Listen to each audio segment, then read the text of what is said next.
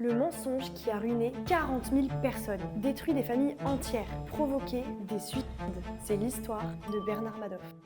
Décembre 2008, le monde financier s'effondre. Mais une nouvelle va choquer encore plus. La plus grande arnaque de l'histoire vient d'être découverte. Bernard Madoff, alias Bernie, ancien président du Nasdaq, sur le papier, un génie de la finance. En 1991, il gère un fonds d'investissement ultra exclusif. Des rendements constants de 10 à 15% par an, du jamais vu. Les investisseurs se battent pour entrer dans son fonds. Mais comment fait-il pour garantir ces rendements miraculeux? La vérité, il ne fait aucun investissement. Madoff est célèbre pour avoir mis en place le schéma de Ponzi le plus colossal jamais enregistré. Étape 1, vous investissez 100 000 $. Étape 2, Madoff ne les investit pas, il les garde. Étape 3, un nouveau client arrive et investit 100 000 $. Étape 4, Madoff utilise cet argent pour vous payer vos rendements. Vous pensez gagner de l'argent? En réalité, vous récupérez juste l'argent du client suivant. Une pyramide géante qui ne tient que si de nouveaux clients arrivent constamment. Il s'agit d'un cycle d'accumulation de dettes qui ne sont finalement jamais remboursées. Et le jour où les retraits dépassent les entrées, tout s'effondre. Et sans surprise,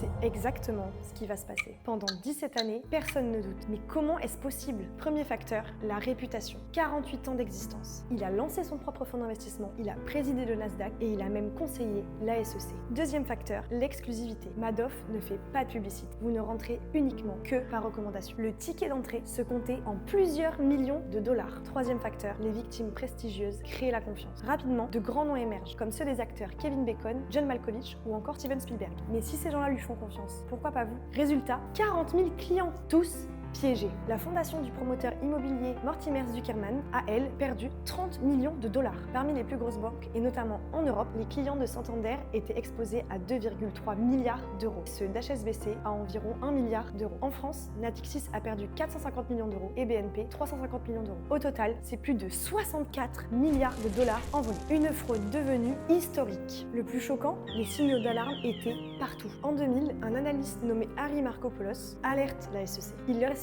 que les rendements de Madoff sont mathématiquement impossibles. Bien sûr, la SEC ignore ces avertissements. Madoff était bien trop puissant, bien trop respecté. Les journalistes financiers posaient des questions, les concurrents trouvaient ça louche. Mais personne ne voulait défier la légende de Wall Street, et ce, jusqu'à ce que tout s'effondre. C'est le 10 décembre 2008, dans un aveu révélateur, que Bernie confesse l'étendue de sa tromperie à ses proches. Ni une ni deux, il se retrouve entre les mains du FBI. Bernie est condamné à la peine maximale, 150 ans de prison. Il mourra en 2021, derrière les barreaux. Au total, c'est 64 milliards de dollars évaporés. Des milliers de vies détruites. Tout ça par un seul homme qui a exploité la confiance aveugle. La leçon, même les génies peuvent être des menteurs. Et les rendements trop beaux pour être vrais le sont toujours. Si cette histoire vous a fasciné, abonnez-vous pour d'autres petites anecdotes. Et surtout, n'oubliez pas, faites respirer votre patrimoine.